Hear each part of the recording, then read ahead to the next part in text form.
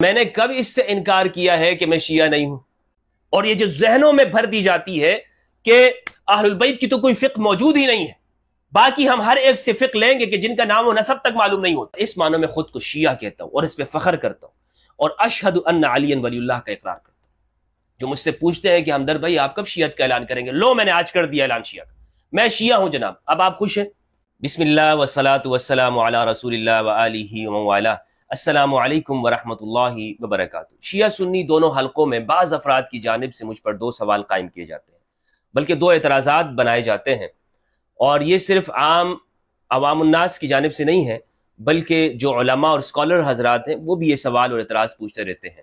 عمومی طور پر میں اپنی ویڈیوز کے اندر ان سوالوں کے جواب مختلف مقامات پر دے چکا ہوں، لیکن آج خصوصی طور پر ان دو سوالوں کو ایڈریس کروں گا۔ اور ہمارے عوام الناس بھی پوچھتے ہیں اور علماء بھی اس پر گفتگو کرتے ہیں۔ مثلا ہمارے سنی علماء یہ بات کرتے ہیں کہ اگر مفتی ہمدرد لوگوں کو شیعہ ہونے کی دعوت دیتے، حالانکہ میں نے ایسا کبھی دعوت نہیں دی، کبھی میں نے ایک لفظ بھی ایسا نہیں کہا، لیکن وہ چونکہ یہ سمجھتے ہیں کہ میں لوگوں کو شیعہ بنا رہا ہوں، تو وہ کہتے ہیں کہ یہ خود شیعہ کیوں نہیں ہو جاتا۔ یہ سنیوں کی طرف سے ہے۔ اور ہمارے شیعہ برادران وہ یہ سوال کرتے ہیں کہ اگر مفتی ہمدرد یہ اہل البیت کی فقہ کی بات کرتے ہیں تو پھر خود شیعہ ہونے کا اعلان کیوں نہیں کرتے، اور خود کو فقہ حنفی کا فالوور کیوں کہتے ہیں، اور شیعہ طریقے پر نماز نہیں پڑھتے اور سنی طریقے پر نماز پڑھتے ہیں۔ تو دو باتیں ہیں، ایک سوال تو یہ ہے کہ میں خود اپنے آپ کو شیعہ ہونے کا اعلان کیوں نہیں کرتا، شیعہ کیوں نہیں بن جاتا ہوں، اور اہل البیت علیہ السلام کو ان کو مقتدا ماننے کے باوجود اور یہ کہنے کے باوجود کہ حدیث ثقلین یہ بنیاد ہے کہ امت اہل البیت کی پیروی کرے، قرآن اور اہل البیت کی، اس کے باوجود میں خود فقہ حنفی پر کیوں چل رہا ہوں؟ ان سوالوں کے جواب میں انشاءاللہ اس ویڈیو میں دوں گا۔ اللہ سبحانہ و تعالیٰ سے دعا ہے کہ پروردگار مجھے حق سچ کہنے کی توفیق عطا فرمائے۔ دیکھیں، پہلا جواب تو میرا اپنے سنی علماء کے لیے ہے کہ اگر آپ یہ کہتے ہیں کہ میں لوگوں کو شیعت کی دعوت دے رہا ہوں، یہ بات بالکل غلط ہے۔ میری کوئی ویڈیو آپ ایسی نہیں مجھے دکھا سکتے جس میں نے یہ کہا ہو کہ تم شیعہ بن جاؤ، کوئی ایک لفظ میرا ایسا موجود نہیں ہے۔ اگر ایسا ہوتا تو پھر ہمارے شیعہ یہ کیوں سمجھتے کہ میں سنی ہوں؟ دوسری بات یہ ہے کہ میں نے کب اس سے انکار کیا ہے کہ میں شیعہ نہیں ہوں؟ اب آپ کہیں گے، کنفیوژن کا شکار ہو جائیں گے کہ یہ کیسے ممکن ہے کہ ایک شخص سنی بھی ہو اور شیعہ بھی ہو؟ یہ نہیں ہو سکتا۔ یہی وہ بات ہے جو آج لوگوں کے دماغ میں فرقہ پرستوں نے ڈال دی ہے۔ سنی اور شیعہ میں مغایرت، اتنی دوری اور فاصلہ پیدا کر دیا ہے کہ گویا یہ ایک دوسرے کے دشمن ہیں۔ ایک شخص سنی ہوتے ہوئے شیعہ نہیں ہو سکتا اور شیعہ ہوتے ہوئے سنی نہیں ہو سکتا۔ یہ بات دماغوں میں بھر دی گئی ہے اور امت مسلمہ آپس میں لڑی جا رہی ہے اور ایک دوسرے کے خلاف فتوے آ رہے ہیں، جناب ہم سنی حق پر ہیں، ہم شیعہ حق پر ہیں، دوسرے سب باطل ہیں۔ تو لہٰذا یہ جو دماغوں میں بھرا گیا نا صدیوں سے، اس کا خاتمہ ضروری ہے، ورنہ امت مسلمہ میں اتحاد کے نام سے یہ سب مذہبی چورن بیچ رہے ہیں۔ جب تک آپ ان چیزوں کو حل کرنے کی کوشش نہیں کریں گے، میں آپ کو جواب دیتا ہوں اس بات کا کہ سنی اور شیعہ دونوں ایک کیسے ہو سکتے ہیں۔ دیکھیں، سنیت کا کیا مطلب ہے؟ اہل السنت والجماعت، یعنی سنت کی پیروی کرنے والا، اہل السنت، سنت کو فالو کرنے والے۔ سنی کون ہوتا ہے؟ سنی وہ نہیں ہوتا کہ جو شیعہ نہیں ہوتا۔ یہ دماغوں میں ڈالی گئی یہ بات کہ سنی وہ ہے کہ جو شیعہ نہیں ہو، شیعہ کا مخالف ہو، نہیں۔ سنی وہ ہے کہ جو نبی صلی اللہ علیہ وآلہ وسلم کا پیروکار ہو، سنت محمد صلی اللہ علیہ وآلہ وسلم۔ یہ بات ہے یا نہیں ہے؟ ہمارے سب علماء اہل سنت یہ کہتے ہیں کہ ہم سنت کے پیروکار ہیں، لیکن اگر یہی معنی اس کا ہے تو پھر ایک شیعہ بھی سنت کا پیروکار ہے، ایک شیعہ بھی سنی ہے۔ ایک شیعہ بھی کیا ہے؟ وہ سنی ہے اس معنوں میں، اگر سنت سے مراد یہ ہے۔ لیکن اگر سنت سے مراد یہ ہے کہ میں فقہ حنفی کے اقوال کو سنت کے دائرے میں ہی حق سمجھوں، یا فقہ حنبلی کو ہی سنت کے معیار کے مطابق سمجھوں، جس طرح کے سلفی حضرات وہ فقہ حنفی کے ماننے والوں کو سنت پر نہیں سمجھتے، اگر سنت کا یہ معیار ہو، یا یہ معیار بنایا جائے کہ موجودہ زمانے میں جو دیوبندی حضرات ہیں یہ سنت کے زیادہ قریب ہیں اور بریلوی حضرات سنت کے قریب نہیں ہیں، وہ بدعتی ہیں، یہ فتوے موجود ہیں نا۔ خود اہل سنت میں تقسیم پائی جاتی ہے کس بات کی؟ سنت کے مفہوم کی۔ تو اس معنوں میں تو سنت سے بچنا چاہیے۔ اس سنت کے اگر اہل سنت سے مراد یہ ہے فرقے والی، اس میں کسی کو نہیں ہونا چاہیے، اور میں خود کو بھی اس اہل سنت سے نکالنے چاہوں گا، اور ہر مسلمان کو فرقے کی سنت سے نکلنا چاہیے۔ اور اگر سنت کا وہ وسیع مفہوم مراد ہو کہ نبی صلی اللہ علیہ وآلہ وسلم کی سنت کی پیروی کرنا، اسوہ حسنہ مانتے ہوئے، تو ہر مسلمان سنی اور شیعہ دونوں وہ اہل سنت ہے۔ یہ بات سمجھ میں آ گئی؟ اور میں اسی معنوں میں خود کو سنی کہتا ہوں۔ اب جو ہمارے اہل تشیع برادران ہیں وہ یہ سوال کرتے ہیں کہ اگر میں اہل البیت علیہم السلام کی اتباع کا قائل ہوں تو پھر فقہ حنفی کو کیوں مانتا ہوں؟ میرے بھائی، بات یہ ہے کہ چونکہ ہمیں ذہنوں میں زمانہ طالب علمی سے ہی شیعہ کتابوں سے نفرت دلائی گئی، ہمیں کہا گیا کہ ان کے پاس کوئی علم موجود نہیں ہے، اہل البیت نے کوئی فقہ تدوین نہیں کی ہے، باوجود اس کے کہ اہل سنت والجماعت یہ بات کہتے ہیں کہ ہمارے بڑے بڑے اکابرین اور ائمہ ابو حنیفہ، مالک، شافعی، احمد بن حنبل، ثوری، سفیان ثوری، یہ تمام یہ شاگردان رشید ہے اہل البیت علیہم السلام کے، امام زین العابدین، امام محمد الباقر، امام جعفر الصادق علیہم السلام وعلیہم الرضوان، ان کے شاگرد ہیں، لیکن ان کی فقہ کہاں پر ہے؟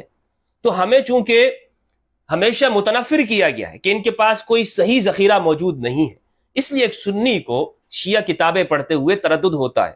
وہ یہ بات کہتا ہے کہ پہلے مجھے اپنی کتابوں کے اندر سے صحیح طور پر روایات مل جائے تو میں اہل البیت کے ان اقوال کو مانوں گا، میں اہل البیت کے ان اقوال کو سب سے مقدم سمجھوں گا۔ تو اگر آپ مجھے یہ کہتے ہیں کہ میں اہل البیت علیہ السلام کی اتباع کیوں نہیں کر رہا ہوں، تو الیاذ باللہ، اللہ مجھے معاف فرمائے، کہ میرے سامنے اگر کوئی اہل البیت کا قول مل جائے، ان کا عمل مل جائے صحیح طور پر اہل سنت کی کتابوں سے، اور پھر میں یہ کہوں نہیں میں ابو حنیفہ کے پیچھے چلوں گا، میں مالک کے پیچھے چلوں گا، تو یہ بات جہالت کی بات ہوگی، یہ بات غباوت کی بات ہوگی، حماقت ہے، ایسا کوئی یہ نہیں کر سکتا۔ اور میرا موقف یہی ہے کہ یہ سارے جتنے بھی ہیں، ابو حنیفہ، مالک، شافعی، احمد بن حنبل، سفیان ثوری اور اوزاعی، جتنے بھی ہیں، یہ اہل البیت علیہ السلام کے سامنے کچھ بھی نہیں ہے۔ اہل البیت علیہ السلام کا موقف اگر ہمیں درست طور پہ معلوم ہو جائے، مثال کے طور پر امام علی علیہ السلام ہے، ایک مسئلہ مجھے اگر امام علی کا مل جاتا ہے، ایک موقف اگر امام علی کا ہے، صفین میں وہ کھڑے ہیں، تو کیا پھر میں دوسری جانب جاؤں گا کہ نہیں دوسری جانب بھی صحابہ ہے؟ نہیں۔ اگر میں دوسری جانب جاتا ہوں تو پھر میں حدیث ثقلین کی اتباع کرنے والا نہیں ہوں گا۔ میں یہ کہتا ہوں کہ صفین میں امام علی علیہ السلام کا سٹینڈ یہ ہے، موقف یہ ہے، آپ کا نظریہ، آپ یہاں پہ کھڑے ہیں، تو پھر ہر مسلمان کو امام علی علیہ السلام کے ساتھ ہونا چاہیے۔ وہ یہ نہیں کہہ سکتا کہ اس مسئلے میں امام علی کا یہ قول ہے، ابو ہریرہ رضی اللہ عنہ بھی یہ کہتے ہیں لہٰذا میں ابو ہریرہ کے پیچھے چلتا ہوں۔ نہیں بھائی، یہ نہیں ہوگا۔ اور ہمارے عام طور پر سنی حضرات وہ یہی کر رہے ہوتے ہیں، امام علی کا موقف آ جاتا ہے، صحیح حدیث مل جاتی ہے، لیکن پھر بھی وہ یہ کہتے ہیں کہ اس میں دوسرے صحابہ کی رائے یہ ہے، اور وہ دوسری جانب چلے جاتے ہیں اور یہ چھوڑ دیتے ہیں۔ تو شیعہ کا جو مفہوم ہے، شیعہ کا اگر اس کا مفہوم یہ ہے کہ امام علی علیہ السلام کا شیعہ ہونا، امام علی کی جماعت کا ہونا، امام علی کی پارٹی کا ہونا، واللہ باللہ میں فخریہ کہتا ہوں کہ میں شیعہ ہوں۔ اس معنی میں ہر مسلمان کو شیعہ ہونا چاہیے، میں شیعہ ہوں۔ اور یہ جو گواہی دی جاتی ہے امام علی علیہ السلام کے ولی ہونے کی، کیا کوئی سنی سے انکار کر سکتا ہے؟ اشہد ان علی ولی اللہ، میں اس بات کی گواہی دیتا ہوں ببانگ دوہل کہ علی اللہ کے ولی ہیں۔ کسی مسلمان کو انکار ہے اس علی کے اللہ کے ولی ہونے سے؟ من کنت مولا فہذا علی مولا، اللہم والی من والا وعاد من عاد، کوئی بھی اس سے انکار نہیں کرے گا۔ آج میں بھی پڑھتا ہوں یہ لا الہ الا اللہ محمد رسول اللہ اشہد ان علی ولی اللہ، علی اللہ کے ولی ہیں۔ اس کو ملانے سے کوئی شخص سنیت سے نہیں نکلے گا، یا امام علی کی ولایت کا اقرار کرنے سے کوئی شخص بھی وہ سنیت کے دائرے سے نہیں نکل جاتا۔ لیکن ذہنوں پر تعصب کے پردے پڑے ہوئے ہیں، اور ہم یہ سمجھتے ہیں کہ ولی اللہ کا اقرار ہو گیا تو سنیت سے نکل گیا۔ اور دوسری جانب سے یہ سوال ہوتا ہے کہ پھر ایک شخص وہ پھر سنی گیٹ اپ میں کیوں ہے؟ وہ یہ کیوں کہتا ہے کہ میں خود کو شیعہ نہیں کہتا؟ مثلا میں اس چیز سے احتراز کرتا ہوں، اور یہ احتراز ہر مسلمان کو کرنا چاہیے، کیونکہ قرآن مجید میں جو ہمیں ٹائٹل دیا گیا ہے میرے بھائیوں، وہ ٹائٹل کیا ہے؟ سماکم المسلمین، ہمارا نام ہے مسلمین، مسلم نام رکھا گیا ہے، اس امت کا نام کیا ہے؟ مسلم ہے۔ اور یہ بھی حق بجانب ہے کہ امام علی کا گروہ، جس طرح کہ اہل سنت کی روایات ہے انت و شیعتک هم الفائزون، یا علی، اے علی تم اور تمہارے شیعہ وہی کامیاب ہے، آپ کا گروہ، آپ کی پارٹی۔ لیکن اگر شیعہ کا مفہوم فرقہ وارانہ طور پر لیا جائے اور یہ کہا جائے جس طرح کہ سنت کا مفہوم آج فرقہ وارانہ طور پر لیا جاتا ہے کہ جو سنت فقہ حنفی کی ہے، یعنی جو تشریح اور تعبیر فقہ حنفی کرتے ہیں، حنابلہ اس کو باطل سمجھتے ہیں یا سلفیہ اس کو باطل سمجھتے ہیں، تو یہ فرقہ وارانہ تعبیر ہے سنت کی۔ اگر یہی تعبیر آپ شیعہ کے لفظ کی لیتے ہو تو میں اس کو پسند نہیں کرتا۔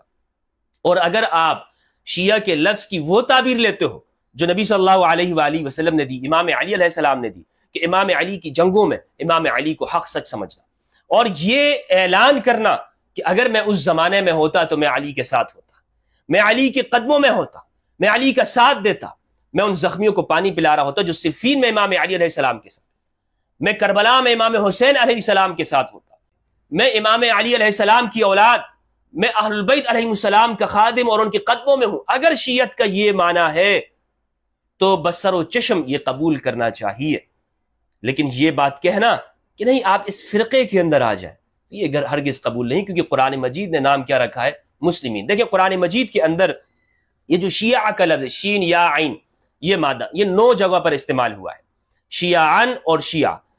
کسی جگہ پر یہ مذمت کے معنی میں استعمال ہوا ہے یہ لفظ، اور کہیں قرآن نے اس لفظ میں اس کو مدح کے معنی میں استعمال کیا، یعنی انبیاء کے گروہ پر بھی شیعہ کا اطلاق کیا گیا ہے، اور احادیث میں امام علی کے گروہ پر اطلاق کیا گیا ہے، یعنی یہ لفظ مشترک ہے، یہ محب پر بھی آتا ہے اور عدو پر بھی آتا ہے، یہ لفظ ہر ایک کے لیے استعمال ہوتا ہے۔ قرآن مجید کے اندر ہے، سورہ الانعام کی آیت نمبر 65 کے اندر استعمال ہوا، اعوذ باللہ من الشیطان الرجیم، بسم اللہ الرحمن الرحیم، قل هو القادر على ان يبعث عليكم عذابا من فوقكم او من تحت ارجلكم او يلبسكم شيعا ويذيق بعضكم بأس بعض انظر كيف نصرف الآيات لعلهم يتفقهون لعلهم يفقهون۔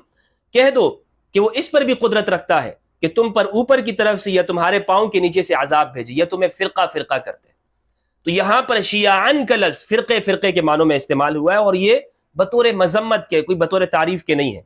ان الذين فرقوا دينهم وكانوا شيعا، سورہ الانعام کی آیت نمبر 159 159، بے شک وہ لوگ جنہوں نے اپنے دین کو فرقہ بنا دیا، گروہ گروہ ہو گئے، وكانوا شيعا، اور وہ تقسیم ہو گئے، الگ الگ ہو گئے، لست منهم في شيء، آپ ان میں سے کچھ بھی نہیں ہیں، لست منهم في شيء انما امرهم الى الله ثم ينبئهم بما كانوا يفعلون۔ جب وہ اللہ کے پاس آئیں گے تو اللہ انہیں ان کے اعمال کی خبر دے دے گا، انہیں بتا دے گا کہ تم نے کیا کیا۔ سورت نمبر 15 آیت نمبر 10، وَلَقَدْ أَرْسَلْنَا مِن قَبْلِكَ فِي شِيَعِ الْأَوَّلِينَ، ہم نے آپ سے پہلے بھی انبیاء کے گروہ میں، آپ سے پہلے کے جو گروہ ہیں انبیاء بھیجے ہیں، تو شیعہ انبیاء کرام کے اوپر ان کے گروہ پر استعمال ہوا، یہاں پر لفظ شیعہ کا قرآن نے استعمال کیا، تو یہاں بطور مدح کے ہے۔ ثم، اچھا سورت نمبر 19 آیت نمبر 69 سورہ مریم کی ہے، ثم لَنَنزِعَنَّ مِن كُلِّ شِيعَةٍ ایہم اشد علی الرحمن عتیہ، پھر ہم ہر جماعت میں سے ہم ایسے لوگوں کو کھینچ نکالیں گے جو خدا سے سخت سرکشی کرتے تھے، تو یہاں پر بھی بطور مذمت کے استعمال ہوا ہے شیعہ کے۔ ان الذین یحبون ان تشیع الفاحشہ، سورت نمبر 24 آیت نمبر 19 سورۃ النور کی یہ آیت ہے، فرمایا بے شک وہ لوگ کہ جو پسند کرتے ہیں کہ پھیل جائے بے حیائی، تو یہاں پر شیعہ پھیلنے کے معنی میں، اشاعت، نشر و اشاعت کا جو لفظ ہوتا ہے پھیلانا، تو مومنوں کے معاشروں کے اندر جو لوگ بے حیائی پھیلانے کو پسند کرتے ہیں، تو یہاں پر بطور پھیلانے کے یہ لفظ استعمال ہوئے قرآن مجید میں۔ اسی طرح سورت نمبر 28 آیت نمبر 4 ہے سورت القصص کی، ان فرعون علا فی الارض وجعل اہلها شیعا، فرعون نے زمین کے اندر سرکشی کی اور اس نے مصر والوں کو گروہ گروہ میں تقسیم کر دیا، تو یہاں پر بطور گروہ کے استعمال ہوئے سورت نمبر 28 آیت نمبر 4 میں۔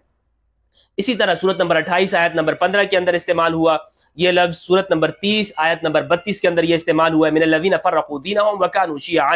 سورت نمبر 37 آیت نمبر 83 سورت الصافات کے اندر استعمال ہوا ہے، وَإِنَّ مِن شِيعَتِهِ لَإِبْرَاهِيمَ، اور وَإِنَّ مِن شِيعَتِهِ، اور انہی کے پیروں میں ابراہیم علیہ السلام تھے انبیاء کرام میں سے، ثم اغرقنا الآخر، یہ پچھلی آیات آپ دیکھیں گے، عبادنا المؤمنین میں سے، تو انبیاء کرام کے اوپر اور ان کے گروہ کے اوپر قرآن مجید میں یہ لفظ استعمال ہوا ہے۔ کون سا لفظ استعمال ہوا ہے؟ شیعہ کا۔ تو شیعہ کا جو لفظ ہے یہ کبھی بطور مدح کے استعمال ہوتا ہے، بطور مذمت کے بھی استعمال ہوا ہے قرآن مجید میں، تو لہٰذا کوئی شخص یہ نہیں کہہ سکتا، جس طرح ہمارے یہاں فرقہ پرست مولوی وہ کہتے ہیں مذمت والے جو لفظ ہیں وہ شیعوں کے اوپر فٹ کرتے ہیں، کہتے ہیں دیکھو قرآن میں ان کی مذمت آئی ہے۔ بھائی اگر قرآن میں جہاں پر مذمت کے الفاظ ہیں اس گروہ کو استعمال کیا ہے تو وہاں پر مدح کے اندر بھی استعمال ہوا ہے۔ حضرت موسیٰ علیہ السلام کے جو افراد ہیں جو ان کے لیے شیعہ کا لفظ استعمال ہوا ہے، ابراہیم علیہ السلام جو ابو الانبیاء ہیں ان کے لیے شیعہ کا لفظ استعمال ہوا ہے، تو بطور مدح کے بھی ہے۔ مگر ہمیں کون سا ٹائٹل استعمال کرنا چاہیے؟ آج کے اس زمانے میں ہمیں ٹائٹل استعمال کرنا چاہیے مسلم کا، میں اس کے حق میں ہوں۔ لیکن اگر ایک شخص خود کو سنی کہتا ہے یا شیعہ کہتا ہے، تو یہ غلط بات نہیں ہے، یہ غلط بات نہیں ہے، مگر اس سے احتراز کرنا چاہیے۔ اور ہمیں حکم کس چیز کا ہے؟ قرآن مجید کا، قرآن مجید کی پیروی کرنے کا اور اہل البیت علیہ السلام کی اتباع کرنے کا ہمیں حکم دیا گیا ہے۔ اب مثال کے طور پر بہت ساری چیزیں ایسی ہیں کہ جو سیاسی اختلافات کی وجہ سے ہمارے عقائد کا حصہ بن گئے اور وہ روایات میں شامل ہو گئی۔ اس کی میں مثال آپ کو دیتا ہوں، جیسے ترتیب صحابہ میں افضلیت والی بات ہے کہ کون سا صحابی سب سے زیادہ افضل ہے۔ ہمارے اہل سنت میں ترتیب بنائی گئی ہے، حضرت ابوبکر رضی اللہ عنہ، عمر رضی اللہ عنہ، عثمان رضی اللہ عنہ اور امام علی علیہ السلام، یہ ترتیب، پھر عشرہ مبشرہ۔ اس ترتیب افضلیت کو آپ دیکھیں تو یہ سیاسی اختلافات کی بنیاد پر ہے۔ احادیث میں کہیں پر اس کا ذکر موجود نہیں ہے کہ نبی صلی اللہ علیہ وآلہ وسلم نے فرمایا ہو کہ میرے بعد یہ افضل، یہ افضل، یہ افضل، نہیں، بلکہ امام علی علیہ السلام کی جگہ جگہ پر نبی صلی اللہ علیہ وآلہ وسلم نے خصوصیات بیان فرمائی ہیں، اور جتنی خصوصیات امام علی کی ہیں باقی کسی کی نہیں ہے۔ لیکن جب بعد میں خلافت کے ادوار آئے تو اسی کو پھر افضلیت سمجھ لیا گیا، چونکہ یہ مسئلہ بعد میں کھڑا ہوا کہ یہ خلافت پہلے پر ہے، دوسرے پر ہے، تیسرے پر ہے، امام علی علیہ السلام کی چوتھے نمبر پر خلافت ہے، تو یہ سمجھ لیا گیا کہ امام علی علیہ السلام اگر چوتھے نمبر پر آتے ہیں تو آپ کی افضلیت میں بھی چوتھا نمبر ہے، باقی اس کا قرآن اور حدیث سے کوئی تعلق نہیں ہے۔ امام علی علیہ السلام یعنی اس ترتیب کا کہ سب سے افضل وہ ابو بکر ہے، پھر عمر ہے، عثمان ہے، علی ہے، یہ ترتیب کہیں قرآن میں بیان نہیں ہوئی ہے اور احادیث میں اس کا ذکر نہیں کیا گیا، مگر اسے سمجھ لیا گیا اور آج ایک سنی کی پہچان یہی قرار دے دی گئی۔ یہ ہے فرقہ واریت، یہ ہے اہل البیت علیہ السلام سے دوری، اور یہ جو ذہنوں میں بھر دی جاتی ہے کہ اہل البیت کی تو کوئی فقہ موجود ہی نہیں ہے، باقی ہم ہر ایک سے فقہ لیں گے کہ جن کا نام و نسب تک معلوم نہیں ہوتا، اور اہل البیت کے جو درخشندہ ستارے ہیں جو کہ قرآن اور اہل البیت جن کی جگہ جگہ پر اتباع کا حکم دیا گیا، ان سے دین ہم نہیں لیتے۔ اسی طرح حدیث عشرہ مبشرہ، یہ حدیث بھی سیاسی طور پر اس کو سمجھا گیا ہے، یعنی آپ اس حدیث پر اگر نظر ڈالیں گے کہ 10 وہ ہیں وہ صحابہ جنہیں ایک مجلس میں نبی صلی اللہ علیہ وآلہ وسلم جنت کی بشارت دی، تو اس کے اندر اہل البیت کہاں پر ہے؟ سیدہ زہرا کہاں پر ہے؟ ایک انصاری صحابی اس میں نہیں ہے، جبکہ قرآن مجید نے جو ترتیب افضلیت بتائی ہے سورہ توبہ کی آیت نمبر 100، صحابہ کے حوالے، صحابہ کرام کو سمجھنے کے حوالے سے سورہ توبہ آیت نمبر 100 یہ تمام مسائل کو اشکار کر دیتی ہے۔ مثلا صحابہ کرام میں جو افضلیت کی بات ہے، قرآن کہتا ہے مہاجرین اور انصار افضل ہے، کیا فرمایا؟ والذین اتبعوہم والسابقون الاولون من المہاجرین والانصار والذین اتبعوہم باحسان رضی اللہ عنہم ورضوا عنہ، پہلوں میں پہل کرنے والے، والسابقون الاولون من المہاجرین، مہاجرین میں سے، والانصار والذین اتبعوہم، جنہوں نے ان کی پیروی کی، باحسان، احسان کے ساتھ، یعنی جو بعد میں صحابہ آ رہے ہیں جو مہاجر اور انصاری نہیں ہیں وہ بھی تابعی ہیں، اور انہوں نے ہجرت اور نصرت نہیں کی ہو، مدینہ کے نہیں ہو، اور وہ لوگ ہجرت کرنے والوں میں نہیں ہو، پہلی ہجرت مدینہ، تو وہ قرآن کہتا ہے یہ تابعی ہے، خواہ وہ فتح مکہ پر اسلام لایا یا حدیبیہ پہ اسلام لایا یا کسی بھی زمانے میں اسلام لایا، وہ تابعی ہے، قرآن نے اس کو تابعی کہا ہے۔ لیکن بعد کے زمانوں میں ان پر بھی صحابہ کا اطلاق کر دیا گیا اور کہا گیا کہ جس صحابہ الصحابۃ کلھم عدول، صحابہ سارے کے سارے عادل ہیں، لہٰذا آپ ان سے اختلاف نہیں کر سکتے، اگرچہ ان کی زندگی کے اندر امام علی کے خلاف آئے ہوں، کھڑے ہوئے ہوں اور احسان موجود نہ ہو۔ تو ہم نے ہر چیز کو اس فرقہ وارانہ نقطہ نگاہ سے دیکھا، اور یہ سوال ہمارے اوپر کیا جاتا ہے، اور آج بھی کوئی شخص اگر قرآن و سنت کی دعوت لے کر اٹھتا ہے تو فوراً ہی یہ سوال پیدا کیا جاتا ہے اور کھڑا ہو جاتا ہے کہ آپ سنی ہیں یا شیعہ ہیں۔ بھائی اس معنی کے اندر جو میں نے آپ کو بتا دیا، میں اپنے آپ کو سنی کہتا ہوں۔ کس معنوں میں؟ اس معنوں میں کہ نبی صلی اللہ علیہ وآلہ وسلم کے سنت کے پیروکار، اور اس معنوں میں خود کو شیعہ کہتا ہوں اور اس پہ فخر کرتا ہوں، اور اشہد ان علی ولی اللہ کا اقرار کرتا ہوں۔ جو مجھ سے پوچھتے ہیں کہ ہمدرد بھائی آپ کب شیعت کا اعلان کریں گے؟ لو میں نے آج کر دیا اعلان شیعہ کا، میں شیعہ ہوں جناب۔ اب آپ خوش ہیں؟ اب آپ دوبارہ سے پھر مجھ پہ یہ سوال کریں گے، پھر میں آپ کو ویڈیو بنا۔